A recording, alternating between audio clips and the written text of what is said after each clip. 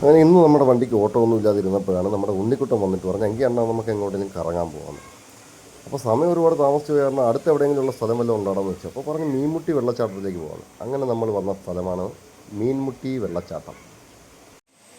അപ്പോൾ തുടക്കം തന്നെ ഈ പാലത്തിലൂടെ കടന്നു വേണം നമുക്ക് ആ വെള്ളച്ചാട്ടത്തിൻ്റെ ആ ഒരു ഭാഗത്തോട്ട് പോകണം. അപ്പുറത്തെ സൈഡിലോട്ട് പോയി കഴിഞ്ഞാൽ നമുക്ക് ആ വെള്ളച്ചാട്ടത്തിൻ്റെ മൊത്തമായിട്ടുള്ള ദൃശ്യങ്ങളൊക്കെ നമുക്ക് ക്യാമറയിലേക്ക് പകർത്താൻ സാധിക്കും. അപ്പോൾ പോകുന്ന വഴിക്ക് തന്നെ അവിടെ ഇരുമ്പുകൊണ്ട് നിർമ്മിതമായിട്ടുള്ള പാലമുണ്ട്.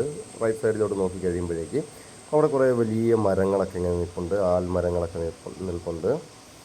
അപ്പം ഈ വള്ളികളാൽ ചുറ്റപ്പെട്ട മരങ്ങളൊക്കെയാണുള്ളത്. പിന്നെ അവിടെ നിന്നും നമ്മൾ നേരെ തന്നെ പോകാൻ തീരുമാനമായിട്ട് പിന്നെ താഴോട്ട് പോകണത്. അങ്ങനെ ഇവിടെ നിന്ന് ഇറങ്ങി ചെല്ലുമ്പം ആദ്യത്തെ തട്ടിലേക്കാണ് നമ്മൾ പോകുന്നത്. അങ്ങനെ ഒരു 3 തട്ടായിട്ടാണ് ഈ വെള്ളച്ചാട്ടം ഇവിടെ വീഴുന്നുകൊണ്ടിരിക്കുന്നത്. അങ്ങനെ ഈ ഒരു 3 തട്ടിലേക്ക് ആദ്യത്തെ തട്ടിലേക്കാണ് നമ്മളിപ്പോൾ പോകുന്നത്. അങ്ങനെ ഇതാണ് ആ ആദ്യത്തെ തട്ട്. ഈ ആദ്യത്തെ തട്ടിലേക്ക് വരുമ്പോഴേ ഈ ഇവിടെ നിന്ന് ചെറുതായിട്ട് വീഴുന്ന ആ ഒരു വെള്ളച്ചാട്ടം എന്ന് പറയാൻ പറ്റത്തില്ല, ആ വെള്ളച്ചാട്ടത്തിന് തൊട്ട് മുന്നോടിയായിട്ടുള്ള ഒരു ചെറിയ ഒരു കട്ടിങ്, ആ ഒരു ഭാഗത്തു നിന്ന് വെള്ളം ഇങ്ങനെ വന്ന് വീഴുന്നുണ്ട്. ഇവിടെ നിന്ന് നമുക്ക് നോക്കി കഴിഞ്ഞാൽ നമ്മൾ കയറി വന്ന പാലം കാണാൻ സാധിക്കും. ഇതിൻ്റെ റൈറ്റ് സൈഡിലായിട്ട് അമ്പലമുണ്ട്. അപ്പോൾ ഈ മീൻമുട്ടിയുടെ തന്നെ അമ്പലം, ഈ അമ്പലത്തിൻ്റെ തന്നെ ഭാഗമായിട്ടുള്ളതാണ് ഈ ഒരു വെള്ളച്ചാട്ടവും. ഇനി നമ്മൾ നേരത്തെ മുകളിൽ നിന്നപ്പോൾ എടുത്തിട്ടുള്ള ആ ഒരു ദൃശ്യം അത് വന്നിട്ട് നമ്മൾ മുകളിൽ നിന്ന് എടുത്തിട്ടുള്ള താഴത്തെ തട്ടാണ്. ഇതിൻ്റെയും താഴെയുള്ള തട്ടാണ്. അതായത് നമ്മൾ ആ മുകൾ ഭാഗത്ത് നിന്നിട്ടാണ് ആ ഒരു ദൃശ്യം എടുത്തിട്ടുള്ളത്. അപ്പോൾ ഇതും വളരെ മനോഹരമായിട്ടുള്ള കാഴ്ച തന്നെയാണ്. ഇത് കഴിഞ്ഞിട്ട് നമുക്ക് അങ്ങോട്ട് പോകാം. അപ്പോൾ ഇത് കണ്ടില്ലേ, ഇവിടെ ഈ വെള്ളമൊക്കെ ഇങ്ങനെ വീണുകൊണ്ട് നിൽക്കുന്ന ഈ ഒരു ഭാഗത്ത് ഒരുപാട് പേര് ഈ കാഴ്ചകളൊക്കെ കാണാൻ വേണ്ടി എത്തുന്നുണ്ട്. ഏറ്റവും വലിയൊരു പ്രത്യേകത എന്ന് പറയുമ്പം നമ്മുടെ ഈ അവതാർ സിനിമേനെയൊക്കെ അനുസ്മരിപ്പിക്കുന്ന ഒരു രീതിയിലാണ് ഇവിടുത്തെ മരങ്ങളുടെയൊക്കെ ആ ഒരു ശൈലി. അപ്പോൾ ആ മരങ്ങളൊക്കെ ക്യാമറയിൽ പകർത്തേണ്ട ഒരു ദൃശ്യം തന്നെയായിരുന്നു. അപ്പം ഈ മരങ്ങളൊക്കെ നമുക്ക് കാണാൻ വളരെ കൗതുകമുള്ള രീതിയിൽ തന്നെയാണ് ഈ മരങ്ങളൊക്കെ ഉള്ളത്. ഒരു കാവിൻ്റെ ആ ഒരു പ്രതീതി, ഒരു അമ്പലത്തിൻ്റെ മുമ്പിൽ ആയിരിക്കുമെന്ന് നമുക്ക് ഊഹിക്കാമല്ലോ. ഒരു കാവിൻ്റെ ആ ഒരു പ്രതീതി തീർച്ചയായിട്ടും ഉണ്ട്. അങ്ങനെ നിൽക്കുമ്പോൾ ആ ഉണ്ണിക്കുട്ടൻ ഒരു ഫോട്ടോ എടുക്കണം. പ്രത്യേകമായിട്ട് ഉള്ള ശൈലിയിലൊക്കെ ഉണ്ണിക്കുട്ടൻ അവിടെ നിൽക്കുകയാണ് ഫോട്ടോ എടുക്കാൻ വേണ്ടിയിട്ട്. ഇങ്ങനെ നമ്മുടെ ലാലു അവൻ്റെ ഫോട്ടോയൊക്കെ എടുക്കുന്നുണ്ട്.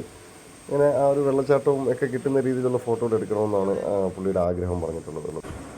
പിന്നെ ഇവിടെയുള്ള ഈ കാടും ഈ മരങ്ങളും ഇതൊക്കെ തന്നെയാണ് കാഴ്ചകളെന്ന് പറയുമ്പോൾ വലിയ മരങ്ങളാണ്, വലിയ വമ്പന്മാർ മരങ്ങളാണ് ഈ പാറകളുടെ ഇടയിലൊക്കെ ആയിട്ട് വളർന്നു വന്നിട്ട് വലിയ വലിപ്പത്തിൽ തന്നെ മുകളിലോട്ട് പോയിട്ടുള്ള മരങ്ങളൊക്കെയാണ്. ഇതൊരു വിജനമായിട്ടുള്ള സ്ഥലമൊന്നുമല്ല. ഇവിടെ നിറയെ ആൾക്കാരൊക്കെ വരുന്നതും അതുപോലെ തന്നെ ഈ അമ്പലം ഇവിടെ ഉള്ളത് കൊണ്ട് തന്നെ ഈ അമ്പലത്തിലേക്ക് ആൾക്കാരൊക്കെ വരുന്നതൊക്കെ ആയിട്ടുള്ള സ്ഥലമാണ് ഇത്. ഏറ്റവും കൂടുതലായിട്ട് ഇതുപോലുള്ള ഈ ആൽമരങ്ങളൊക്കെ തന്നെയാണ് ഏറ്റവും കൂടുതലായിട്ട് നമുക്ക് കാണാൻ കഴിയുന്നത്. ഇതിപ്പോൾ നമ്മൾ ഏറ്റവും താഴത്തെ തട്ടിൽ വന്നു കഴിയുമ്പോഴത്തേന് അവിടെ നിന്ന് ഈ വെള്ളം മുകളിൽ നിന്ന് വീഴുന്ന ആ ഒരു കാഴ്ചയാണിത്. ഇനി ഇതിൻ്റെ താഴ്ഭാഗത്തായിട്ട് ആൾക്കാർ നിന്ന് കുളിക്കുന്നുണ്ട്. അപ്പോൾ അത് കാരണമായിട്ട് തന്നെ നമുക്ക് ക്യാമറ എടുക്കുന്നതിലൊരു പരിമിതിയൊക്കെ ഉണ്ട്. എന്നിരുന്നാലും ഞങ്ങൾ പരമാവധി പകർത്താൻ പറ്റുന്ന ദൃശ്യങ്ങളൊക്കെ നിങ്ങളിലേക്ക് പകർത്തുന്നുണ്ട്.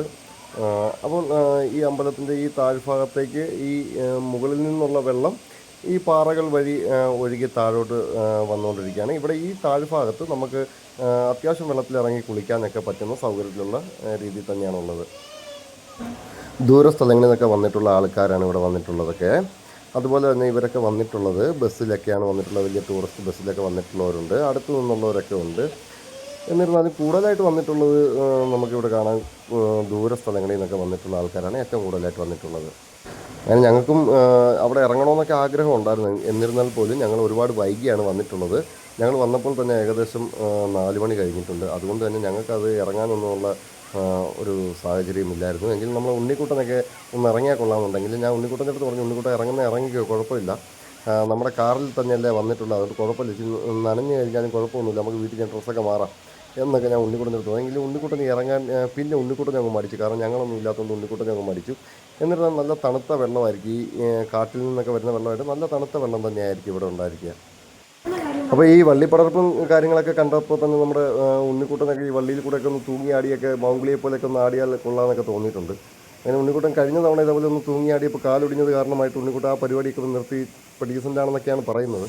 അങ്ങനെയൊന്നും അല്ല. ഇതിന് ശേഷം നമ്മളൊരു വീഡിയോ എടുത്തിട്ടുണ്ട്. ആ വീഡിയോയ്ക്കകത്ത് ഉണ്ണിക്കുട്ടൻ്റെ കലാവിരുദ്ധകളൊക്കെ നമുക്ക് കാണാൻ സാധിക്കുന്നതാണ്.